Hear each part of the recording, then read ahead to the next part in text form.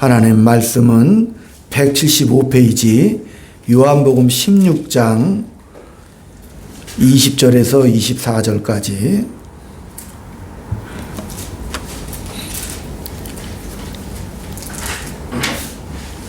교독을 드립니다. 175페이지 16장 20절. 내가 진실로 진실로 너희에게 이르노니 너희는 곡하고 애통하겠으나 세상은 기뻐하리라. 너희는 근심하겠으나 너희 근심이 도리어 기쁨이 되리라.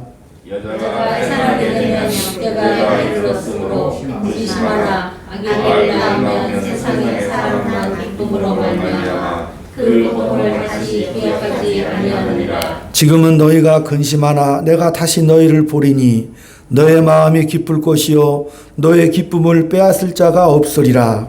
그날에는 너희가 아무것도 너희에게 묻지 아니하리라. 내가 진실로 진실로 너희에게 이르노니 너희가 무엇이든지 아버지께 구하는 것을 내 이름으로 주시라. 지금까지는 너희가 내 이름으로 아무것도 구하지 아니하였으나 구하라 그리하면 받으리니 너의 기쁨이 충만하리라.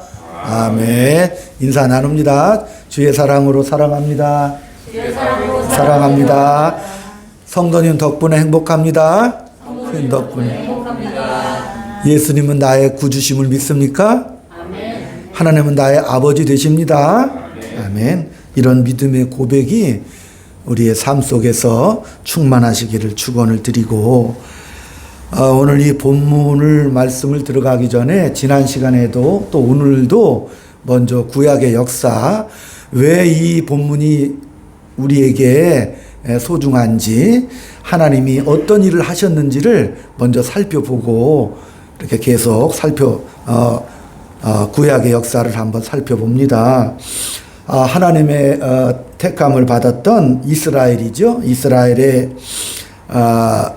그 남북 왕조는 북이스라엘이 722년에 아수르라는 나라에게 멸망을 당했고, 남유다는 586년에 BC 바벨론에게 멸망을 당합니다. 당시에 많은 선지자들이 출현을 했고, 특히 예레미야 선지자는 백성들에게 하나님의 뜻을 전해줍니다. 이것은 너희들이 포로로 잡혀가는, 나라가 멸망하는 이것은 하나님께서 너희에게 내리는 벌이다. 순순히 포로가 되어서 잡혀가가지고 거기서 아들, 딸 잘 낳고 하나님 잘 섬기라고 이렇게 권면의 말씀을 하지요. 잘 잡혀가라. 너희가 이것을 하나님의 징계인 줄을 알고 순순히 따른다면 너희들이 바벨론에 가서도 평안히 살 것이고, 그 바벨론의 70년 포로 생활이 끝나면 하나님이 너희를 회복시켜서 다시 본토로 돌아오게 하실 것이다. 이렇게 말씀을 주셨거든요. 그러나 이 예레미야 선지자의 외침은 그 당시 이스라엘 백성들과 당시 왕에게는 도저히 그 하나님의 명령이 이해되지를 않았습니다. 아니, 우리나라를 하나님이 택하시고 또 우리의 하나님이 되어주셔서 우리를 지켜주시는데, 고대에는 신들이 전쟁이라고 그랬죠. 바벨론은 마르둑을 섬기고, 아수르는 또 다른 신들을, 하여간 고대 모든 신들이 자기 민족, 자기 나라의 정말 대표적으로 신을 섬기는 고대 그런 세계고, 그 이스라엘은 여호와 하나님이 통치하신다. 그 이스라엘 백성들이 하나님께서 우리의 하나님이 되시고 그 백성들을 하나님의 백성들로 삼아주신 하나님께서 어떻게 하나님을 모르는 저 이방 족속들에게 팔려가게 하시고 나라가 망하고, 심지어 그 하나님을 예배하고 찬송하던 성전이 다 파괴되고 노략질당하는 그런 일들을 어떻게 하실 수가 있습니까? 당연히 이스라엘 백성들과 그 왕은 그 명령을 듣지 않았고 그 뜻을 따르지 않았습니다. 그래서 그 나라가 멸망을 당하지요. 그 이스라엘의 역사를 통해서 성경이 하고 싶은 이야기가 있습니다. 가장 중요한 질문이 바로 그거죠. 하나님, 어차피 하나님께서 70년 후에는 돌아오게 하실 거잖아요. 회복시켜 주실 건데, 그런 아픔과 포로의 비참한 삶이 왜 필요합니까? 다시 회복할 나라를 어떻게 적국의 손에서 이렇게 파괴를 허락하십니까? 이스라엘 백성들은 도저히 이해를 할 수 없었습니다. 오늘 우리가 신학세 시대에 이르러서도 우리가 구약 성경을 읽는데 많은 오해를 가지는 내용입니다. 우리가 기대하는 것이 뭐예요? 하나님의 법도를 지키고 하나님의 말씀대로 살면 승리하게 하신다. 그러니까 우리가 그렇게 믿고 있는데 이 구약의 역사는 우리 기대와는 달리 전혀 다른 결과를 지금 보여주고 있지 않습니까? 남북의 왕조와 왕들이 하나님의 율법을 지키지 않아서 멸망할 수밖에 없었다. 남북 왕조 42명의 왕들 중에서 선한 왕은 거의 없고 히스기야나 요시야 같은 딱 2명만 선한 왕이 출현을 했습니다. 근데 그 이스라엘 백성들이 질문을 하죠. 아니 하나님, 그러면 악한 왕들이 있었다고 치고 그러나 요시아나 히스기야 같은 하나님을 진심으로 찬양하고 경배하는 그런 왕이 있었는데 왜 하나님은 마음을 안 바꿔주셨나요? 왜 마음을 돌이켜주지 않으셨나요? 그 선한 왕들이 하나님 앞에 충성을 하고 순종을 했으면 하나님께서 이스라엘의 이 멸망 계획을 취소시켜 주시든지, 또 그들을 통해서 온 백성들이 깨달아서 이방 나라들에게 그 증거로 승리를 우리에게 주시면 되지 않습니까? 왜 남북 왕조가 다 멸망을 당했습니까? 그래서 오늘 신학의 저와 여러분들이 깊은 질문을 던지고 그 질문을 촉발을 시킵니다. 왜 그러냐면 하나님이 주신 이 율법은 하나님을 움직이는 매뉴얼이 아니라는 것을 먼저 알아야 합니다. 하나님은 이스라엘 백성들의 사용 설명서가 아니라는 것을 하나님께서 말씀하시는 겁니다. 하나님께서 이 구약 역사 내내 화를 내시고 분을 내시는 것은 너희가 나를 몰라도 너무나 모르는구나. 내 백성이 지식이 없어서 망하는구나. 율법을 지키는 것, 그것은 인류 역사 내내 이 종교라는 것은 도덕성이 문제가 되고 또 기독교에 가장 큰 위협되는 것이 뭔지 모르죠. 그것은요, 정성을 다하고 치성을 드리는 것이 기독교의 가장 큰 적인 것을 알아야 됩니다. 뜻밖이죠. 그러니까 하나님 그러면 어떤 대상? 정성과 치성의 대상. 그러므로 하나님이 나에게 그 정성과 치성의 보상으로 뭘 주는 거?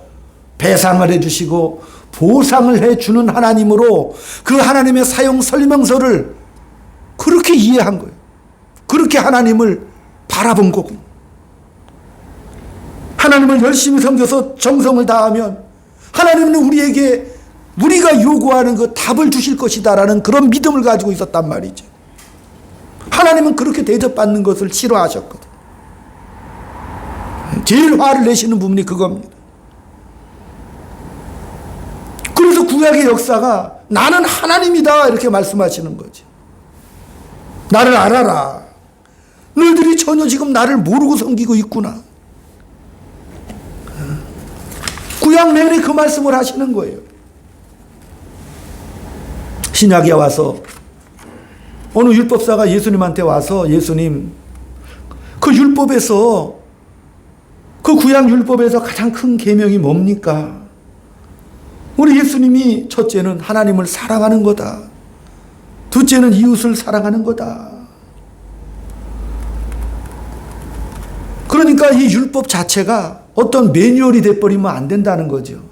이스라엘 백성들은 하나님이 주신 율법을 714 14가지 율법을 또 해석해서 또다시 율법을 만들어내 가지고 야 우리가 요거만 잘 지키면 요거만 잘 지키면 하나님이 우리를 승리하게 하실 것이다. 그렇게 믿었어요. 그러니까 하나님을 섬길 때 사랑의 대상으로 섬긴 것이 아니고 마치 우리가 조작해야 되는 기계적인 하나님으로 오해를 했던 거죠. 그러니까 하나님께서 그런 대접을 받는 것 자체를 화를 내시고 분노하셨죠. 하나님은 오늘 이 시대에도 우리에게 묻습니다. 나는 사랑과 믿음의 대상이 되기를 원한다. 아멘? 나는 사랑과 믿음의 대상이 되기를 원한다. 나는 그런 대접을 받고 싶다. 그리고 너희들은 그 사랑과 믿음의 대상의 특권을 얻은 내 자녀들이다라고 그렇게 말씀하시는 거예요. 우리의 기도가 대부분 평안함을 구하고 형통함을 구하는데 모아져 있지요. 그러니까 이웃을 사랑하는 것과는 거리가 먼 이기적인 기도를 하고 있다는 거죠.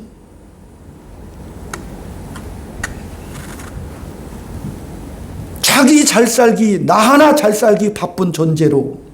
근데 하나님께서 그런 우리들에게 너는 이웃에게 하나님 앞에 사랑과 믿음의 그런 대상이 돼야 된다라고. 그래서 그 사랑과 믿음을 어떻게 흘려보내는, 나누어주는 대상이 그런 주인공이 되라고 말씀하십니다. 그게 성경이 우리에게 하고 싶은 말입니다. 그렇기에 이 기독교 신앙이라는 게 참 뜻밖이죠. 하나님은 권력을 주시는 분, 성공과 승리를 주시는 분, 그렇게 얘기할 수 없죠. 그 단어가, 그 의미가 바뀌어야 하죠. 우리가 기도하고 소원을 빌고 열심을 내고 정성을 들이는 것은, 그것은 뭐냐? 감격이 돼야 합니다. 만족이 돼야죠. 감탄이 돼야 되는 거죠. 그 자체가 특권이기 때문에. 그것은 내가 받은 보상이 커서가 아니라 하나님이 어떤 분인가, 내가 누구인가에 대한 인간의 정체성에 대한 그런 이해에서만 감탄이 나오고 기쁨이 나오고 감격이 나오죠. 나를 구원하시기 위해서 사람의 몸을 입으시고 십자가에 죽으셔서 나를 대신하여 대속하사 내 죄를 사하여 주신 하나님. 아멘. 그래서 그 의를 주신 하나님, 영원한 천국을 약속하신 그 하나님, 그게 복음이잖아요. 그것에 대한 감격과 기쁨이죠. 감탄이죠. 우리는 오래 예수를 믿고 그 예수 믿은 인생이 누구나 다 형통하지 않다는 것을 알고 있습니다. 형통하지 않죠. 때로는 의심과 조바심과 긴장 속에 우리가 삶을 살아갑니다. 저 자신도 많은 긴장과 눈물과 아픔의 세월을 이렇게 지나왔습니다. 근데 왜 하나님이 그런 삶을 요구하시는가? 그게 구약의 질문이죠. 하나님은 왜 이스라엘에게 강한 힘을 주시지 않고 주변의 강대국들을 세워서 이스라엘을 끊임없이 괴롭히시고 이스라엘을 끊임없이 침략하게 하시는가? 하나님이 이스라엘에게 요구하시는 것은 하나님을 알아라 이렇게 말씀하시는 겁니다. 또한 한 가지, 하나님을 기뻐해라 이렇게 말씀하시는 거죠. 하나님은 사랑과 믿음의 상대가 되는 것을 원하십니다. 세상에서의 힘과 권력과 성공, 이런 단어들로 쉽게 얘기하는 것을 하나님은 원치 않으십니다. 하나님이 그걸 싫어하시죠. 그걸 거부하시는 거죠. 하나님 우리를 자녀로 대접해 주시죠. 그렇게 대접해 주시잖아요. 근데 그렇게 대접해 주시는데도 이스라엘 백성들은 그 하나님의 대접에 대해서 너무나 큰 차이를 보이고 있다는 사실이죠. 그 하나님은 에이 그 정도로 안 된다. 나는 그렇게 대접받을 수가 없어. 너희들도 그런 식으로 나를 대접하면 안 돼. 대충 넘어가면 되지만 하나님은 안 넘어가셔. 미안하지만.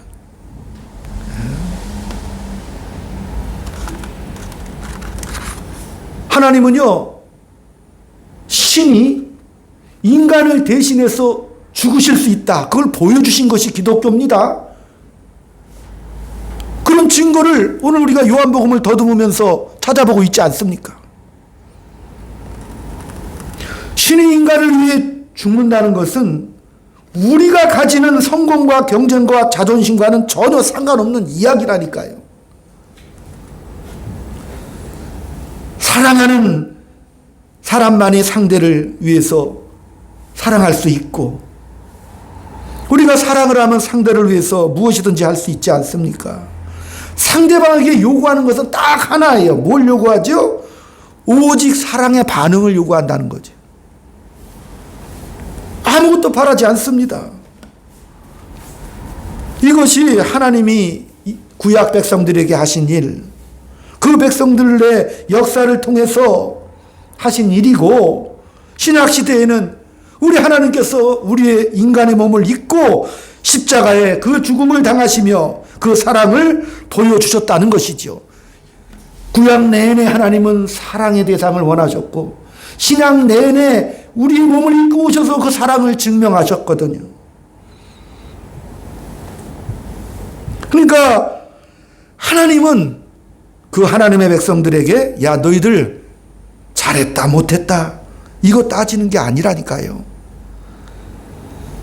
그런 잘잘못의 문제였다면 하나님께서 아담이 죄를 범했을 때 아담을 죽여버리고 새로운 아담을 만들면 되잖아요. 또 출애굽 사건 때도 이스라엘 백성들이 모세가 시내산에 율법을 받으러 갔을 때 금송아지를 만들었죠. 그러니까 하나님께서 화가 나셔서 모세한테 야, 저 백성들 다 죽여버리고 모세야, 너로 시작해서 새 백성을 내가 만들겠다 하니까 모세가 어떻게 했어요? 하나님, 그러시면 안 됩니다. 그러시면 안 됩니다. 다 죽이실 거면 제 이름을 빼주세요라고 간절히 하나님 앞에 매달리지요. 하나님은 그 정도로 자기 백성과 사랑과 믿음의 관계를 맺기를 원하십니다. 그래서 하나님이 주시는 그 가르침과 더 성장하고 성숙하는 과정을 포기하는 것을 참을 수가 없으셔요, 하나님은. 어린아이들이 순수하고 정말 해맑죠? 그렇잖아, 어린아이들이. 근데 만약에 60이 돼서도 해맑고 순진만 하면 그거 뭐가 되는 거예요? 그건 사람이 아니죠? 맞잖아요. 아니, 어린아이 때는 순수하지만 나이 70이 돼가지고 어린아이처럼 순수하면 그건 철이 없는 거잖아요. 더 심한 말들도 있잖아요. 제정신 아닌 거죠. 마찬가지죠, 하나님은. 예? 하나님, 우리가 하나님의 의도와 목적대로 장성한 분량에 이르기를 원하시는 거죠. 그래서 이렇게 나이가 들어가서 더 철이 들고 더 성숙한 모습을 원하시는 거예요. 그런 가르침을 하나님께서는 인생을 통해서 끝없이 간섭하시는 것이죠. 우리가 잘못된 길로 가면 다시 돌아오기도 하시고, 인생 채찍으로 아니면은 울타리를 쳐가지고 하나님께서 그 길로 못 가게 하시는 거잖아요.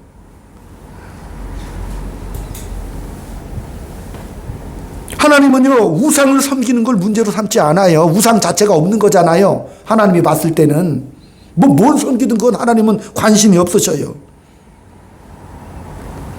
하나님 외에 다른 이름을 가진 신들을 섬기는 것, 그런 것이 문제가 아니고, 하나님이 하려는 것, 하나님이 이스라엘 백성들에게 가르치고 싶은 것, 그런 것에 따라오지를 않는 거야, 이스라엘 백성들이. 적당한 선에서 하나님, 이쯤 하면 됩니다. 적당한 선에서 타협을 하지요. 그것을 하나님은 참지 않겠다고 하시는 거예요. 왜? 하나님은 이스라엘 백성들이 장성한 분량에 이르러서 진실로 사랑과 은혜와 믿음을 가지고 하나님을 따라오기를 원하신 거잖아요. 그렇죠? 그러니까 여러분, 그 실존 인물, 구약 성경에 다윗 같은 인물들이 하나님의 부름을 받고 정말 기름 부음 받아서 강성한 나라를 이루게 했지만, 하나님은 그거 다윗이 나중에 그러잖아요. 하나님, 자기가 왕까지 됐는데 너무 감사합니다. 인생의 성공과 권력과 부귀를 다 쥐었잖아요. 그러니까 내가 하나님을 위해서 성전을 지어드리겠습니다. 이 정성을 받아달라고 하니까 하나님이 정신 차려라. 내가 너에게 집을 주는 것이지 네가 나한테 무슨 성전을 준다고 그러느냐. 내가 이런 집에 거할 것 같으냐? 너 나 잘못 알았다. 깨닫잖아요. 아, 그렇구나. 하나님은 정성과 나의 그 열심과 또한 내가 부귀와 영광을 통해서 하나님의 영광을 드러내고 이 이스라엘이 강대해져서 다윗의 왕국을 통해서 바벨론처럼 세계를 제패하는 그런 왕국을 원하신 게 아니었네. 하나님이 언제 받으시는 거예요? 다윗의 예배를. 밧세바를 범하고 그때 비로소 아, 내가 이게 진짜 죄인이었네. 상한 심령이라고 그랬잖아요. 상하고 찢긴 마음. 내가 하나님 없이는 살아갈 수 없는 그런 존재임을 깨닫고 하나님을 바라고 하나님만을 기뻐하는. 그래서 저 위대한 시편이 다윗의 고백으로 나오죠. 예. 여호와는 나의 목자시니 내가 부족함이 없으리로다. 그건 왕으로 권력을 누릴 때 고백한 시편이 아니고 자기가 밧세바를 범하고 압살롬 자식들의 반란으로 정말 비참하게 쫓고 다닐 그때 눈물을 흘리며 비로소 하나님이 누구신가를 바로 깨달았던 실존 증거지요. 하나님은 이스라엘 백성들에게 그런 가르침과 성숙으로 가는 그 길을 포기하고 타협하고 만족하는 것, 적당한 선에서 멈추는 것을 하나님은 그거 내 도저히 못 참겠다. 예. 저는 예를 들었잖아요. 어린아이가 초등학교를 갔습니다. 근데 갑자기 초등학교 1학년 애가 부모님 찾아가가지고 부모님 얼마나 저를 키우느라고 애를 쓰십니까? 제가 지금 나가서 껌이라도 팔아서 가게에 보탬이 되겠습니다. 그거 패버리였죠. 나 그랬죠. 그러면 안 되잖아요. 걔는 자라야 되죠. 공부 열심히 해서 훌륭한 인물이 돼야 되잖아요. 부모의 마음은.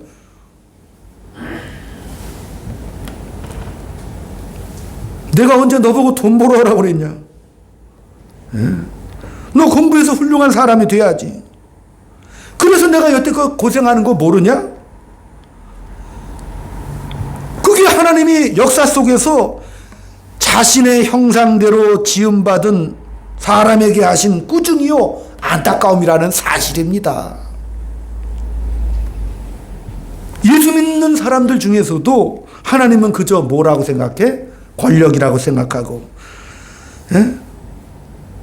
가장 쉽게 신앙생활을 깔끔하게 마무리하려고 하죠. 되게, 예? 도덕적인 차원에서 깔끔하게 살려고 그래요. 야, 내가 잘못하지 않으면 되지 뭐. 아유, 죄 안 지으면 되지. 예? 그렇게 소극적으로 생각한다니까요, 신앙생활을. 그러니까 우리 기독교인들의 삶이 죄 안 짓는 게 목표야, 어떻게든지. 회개도 그렇게 하죠. 하나님, 내가 죄 안 짓고 죄 지은 거 눈물로 회개하고. 예? 그러니까 하나님이 목표하는 건 뭐예요? 영광과 명예스러운 하나님의 자녀들의 삶이죠. 하나님이 원하는 거는, 근데 이 자녀들이 뭐예요? 아니, 죄 안 짓고 또 죄 지으면 회개해서 하나님 앞에 하나님 저 회개했으니까 또 내 삶에 필요한 것을 달라고 말하잖아요. 예. 그러니까 더 높은 차원으로 가지를 못해. 그러니까 삶 속에서 웃음도 없어. 별로. 할렐루야, 좀 웃읍시다. 아, 기뻐하고 감사함이 없다니까요. 자꾸 우리 소극적으로 매이지니까. 예? 하나님의 일하는 것에 대해서 이해가 부족하면 하나님, 내가 뭘 잘못했다고 이러십니까? 저도 옛날에 많이 그랬거든요. 하나님, 내가 뭘 잘못했다고 나한테 왜 이러십니까? 그게 눈물의 기도였다니까요. 내가 어떻게 하면 나를 좀 편하게 잘 나가게 해 주시겠습니까? 이렇게 애원하잖아요. 근데 이거를 뒤집어 보면 아까 그 학생이 선생님 보고 숙제집 내지 말아요. 왜 나를 괴롭히냐고 하는 말과 똑같은 얘기잖아요. 네. 선생님 보고 공부하지 말자고 하는 거잖아요. 하나님은 야, 너랑 앉아서 내가 같이 공부하자. 이렇게 그렇게 말씀하시는데, 예. 나는 더 이상 부모님 크지 않겠습니다 하는 얘기하고 똑같은 얘기잖아요. 이게 얼마나 말도 안 되는 투정입니까? 하나님을 두려움의 대상으로 여기면 안 되죠. 하나님을 적당히 타협하는 대상으로 여기면 안 되는 거죠. 예수 믿으면 적당히 하나님과 거리를 두고 살아가는 분들이 많이 있어요. 나 더 이상 깊어지지 않을래요. 어떻게 기도가, 어떤 기도요? 하나님, 더 이상 내가 하나님을 안 찾게 해주세요.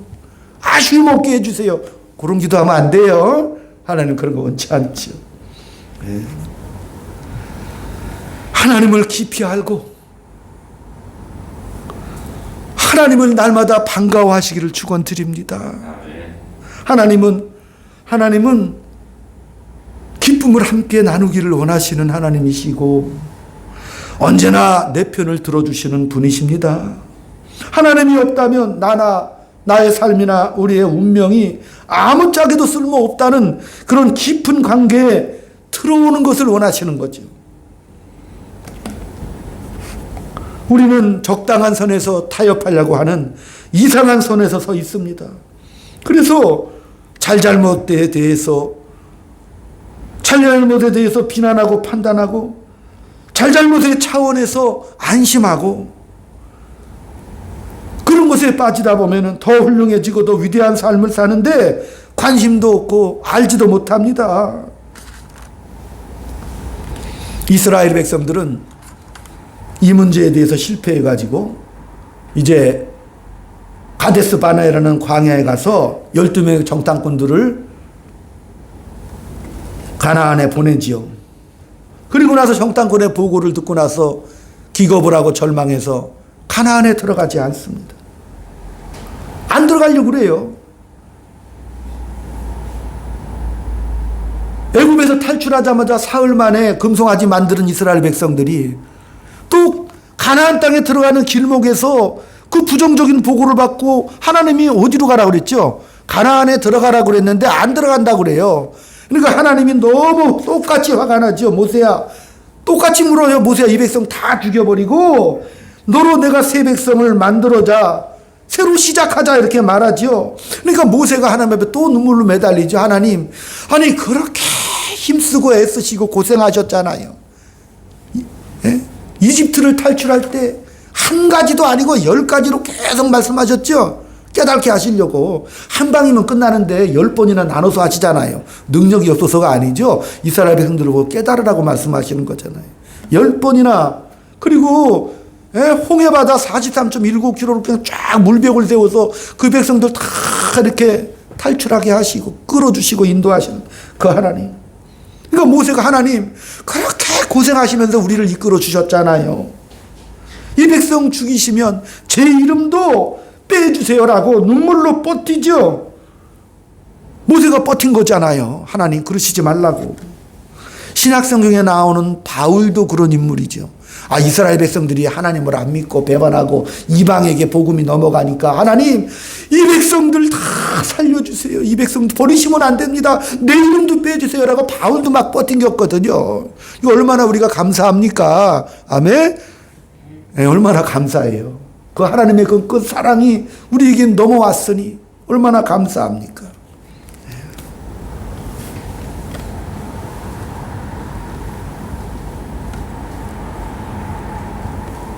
하나님은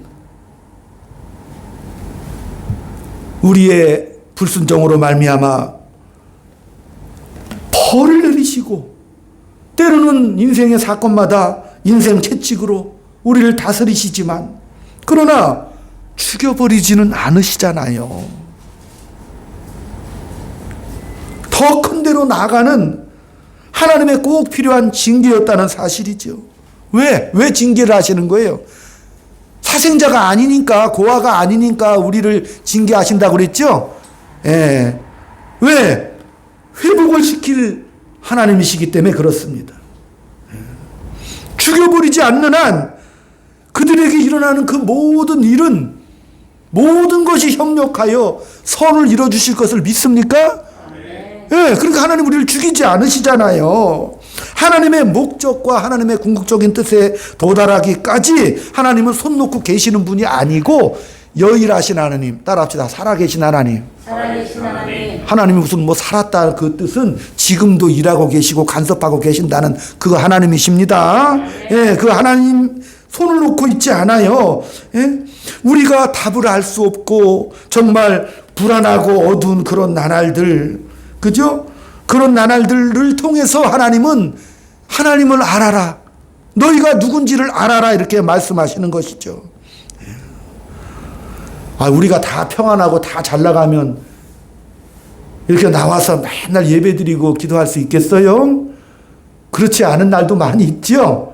그렇잖아요. 우리는요, 때로는 단순한 불평과 원망 속에 기도도 시작하고 하나님을 찾지요. 또 하나님 앞에 나와 보면은 내가 원하는 기도 제목보다 더 많은 것을 또 주시지요. 예, 그런 하나님이시죠. 그러면서 하나님이 누구신지 내가 누군지를 자꾸 알아가는 거죠. 왜? 살아계신 하나님을 날마다 체험하고 경험하기 때문에. 성경에 보면 불의한 재판관 앞에 여인이 와서 자기가 억울하다고 막 매일 찾아와서 감정을 해요. 그러니까 이 불의한 재판관이 생각할 때, 야, 나도 성질 더럽고 내가 참 나쁜 놈인데 저 여인의 간청한 억울함을 풀어주지 않으면 내가 이거 큰일 나겠다. 그래서 그 여인의 소원을 들어주잖아요. 불의한 재판관이. 그 비유가 왜 그래요? 머리 뒤밀고 열심히 막 온몸을 다해서 하면은 하나님도 그처럼 들어주실 것이다가 아니고, 그런 비유가 아니고 뭐죠? 하나님은 우리의 신음소리까지도 세밀하게 들어주신다는 그런 내용입니다. 예, 그런 불의한 재판관은 비교할 수 없을 정도로 우리를 붙잡으신 분이시죠. 마태복음 6장 25절을 찾아봅니다.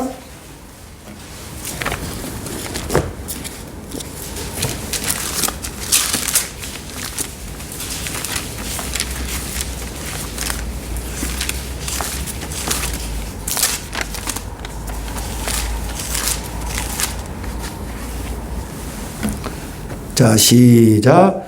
그러므로 내가 너에게 이르노니 목숨을 위하여 무엇을 먹을까 무엇을 마실까 몸을 위하여 무엇을 입을까 염려하지 말라. 목숨이 음식보다 중하지 아니하며 몸이 의복보다 중하지 아니하냐. 공중의 새를 보라. 심지도 않고 거두지도 않고 창고에 모아들이지도 아니하되 너희 하늘 아버지께서 기르시나니 너희는 이것들보다 귀하지 아니하냐. 너희 중에 누가 염려함으로 그 길을 한 자라도 더할 수 있겠느냐. 또 너희가 어찌 의복을 위하여 염려하느냐. 들의 백합화가 어떻게 자라는가 생각하여 보라. 수고도 하지 아니하고 길쌈도 아니하느니라. 그러나 내가 너에게 말하노니 솔로몬의 모든 영광으로도 입은 것이 이 꽃 하나만 갖지 못하였느니라. 오늘 있다가 내일 아궁이에 던져지는 들풀도 하나님이 이렇게 입히시거든. 하물며 너희일까 보냐. 믿음이 적은 자들아. 아멘, 아멘, 아멘.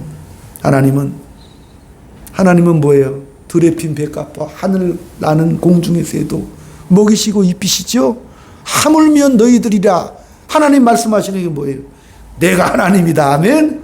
네, 내가 하나님이다라고 말씀하시는 것이죠.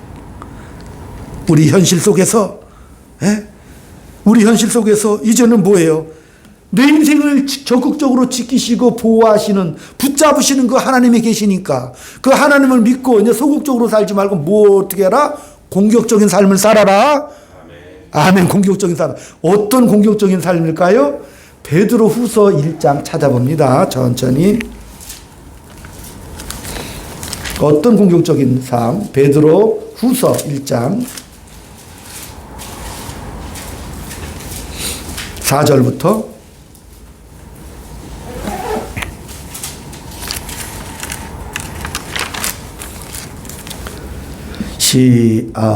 384쪽입니다. 베드로후서 1장 4절 시작. 이로써 그 보배롭고 지극히 큰 약속을 우리에게 주사 이 약속으로 말미암아 너희가 정욕 때문에 세상에서 썩어질 것을 피하여 신성한 성품에 참여하는 자가 되려 하셨느니라. 그러므로 너희가 더욱 힘써 너희 믿음의 덕을, 덕의 지식을, 지식의 절제를, 절제의 인내를, 인내의 경건을, 경건의 형제의 우애를, 형제의 우애의 사랑을 더하라.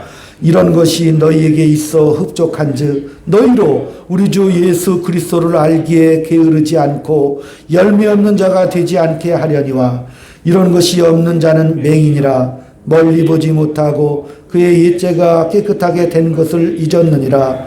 그러므로 형제들아 더욱 힘써 너희 부르심과 택하심을 굳게 하라. 너희가 이것을 행한즉 언제든지 실족하지 아니하리라. 이같이 하면 우리 주 구주 예수 그리스도의 영원한 나라에 들어감을 넉넉히 너희에게 주시리라. 아멘, 아멘, 아멘. 하나님은요,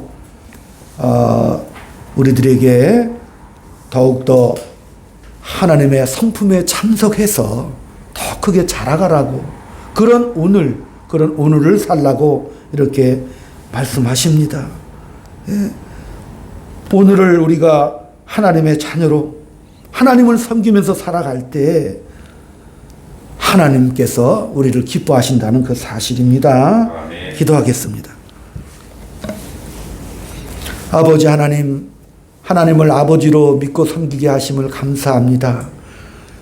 오늘을 살아가는 저희들 하나님의 자녀로서 우리 인생에 벌어지는 그 모든 일들이 하나님의 인도하시며 하나님의 영광의 나날들이라는 사실을 깊이 깨닫고 더욱더 하나님 나라에 합당한 신의 성품에 참여하는 복되고 거룩한 백성들이 되는, 그래서 유쾌하고도 행복한 명절이 되는 이 한 주간 될 수 있도록 주님 붙잡아 주시옵소서. 예수님의 이름으로 감사하며 기도 올리옵나이다. 아멘. 아멘.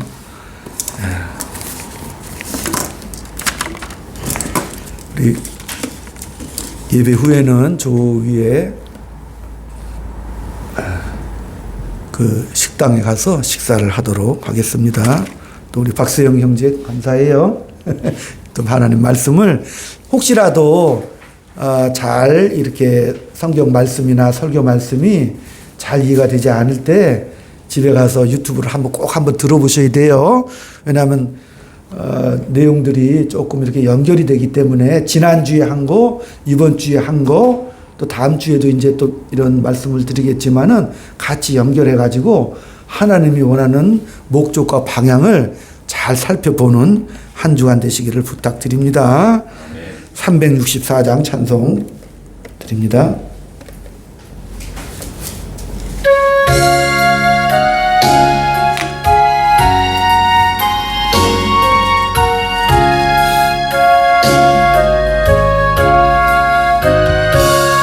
내 기도하는 그 시간, 그때가 가장 즐겁다. 이 세상 근심 걱정에 얽매인 나를 부르사 내 진정서와 주 앞에 난 낯이 바로 아래여 큰 불행 당해 슬플 때 나 위로받게 하시네. 내 기도하는 그 시간 내게는 가장 귀하다. 너 광야 같은 세상을 끝없이 방황하면서 위태한 길로 나갈 때 주께서 나를 이끌어 그 보좌 앞에 나가 그 은혜 갖게 하시네. 내 기도하는 그 시간 그때가 가장 즐겁다. 이때 거친 큰 죄로 내 마음 심히 아파도 참마음으로 뉘우쳐 다 성김없이 아뢰면 주 나를 위해 복 주사 새 은혜 부어 주시네. 내 기도하는 그 시간 그때가 가장 즐겁다. 주 세상에서 일찍이 저 요란한 곳 비하여 인들의 서나 산에서 온 밤을 새워 지내사 주 예수 친히 기도로 큰 보를 보여주셨네. 아멘. 사랑하는 나의 아버지 하나님, 오늘 사랑하는 주의 자녀들이 아버지 앞에 귀한 예물 드리고 마음과 정성을 드리고 구별해서 드리며 감사해서 귀한 예물을 드렸습니다. 삶 속에서 크신 하나님의 은혜와 사랑, 아버지의 놀라운 그 간섭을 현장에서 경험하는 복된 예물 되게 주님 인도하여 주시옵시고, 사랑하는 함께하는 교회 성도들에게 압도적인 하나님의 은혜와 사랑의 역사로 말미암아 일가 친척 만날 때도 그 사랑 속에 더욱더 빛을 발하는 복된 복음의 통로요, 은혜의 통로요, 사랑의 통로가 되는 아름답고도 존귀한 명예를 품어내는 그 귀한 예물이 되고 삶이 되게 주님 인도하여 주시옵소서. 지금은 우리 구주 예수 그리스도의 은혜와 하나님 아버지의 극진하신 사랑하심과 성령님의 감화감동 교통육사위로 충만하심이 오늘 하나님을 아버지로 믿고 사랑하며 마음껏 주의 품 안에서 기도하기를 소망하는 사랑하는 자녀들 머리 위에 저들에 속한 가정과 직장과 이 교회 위에 지금부터 영원토록 함께 있을지어다. 아멘. 아멘.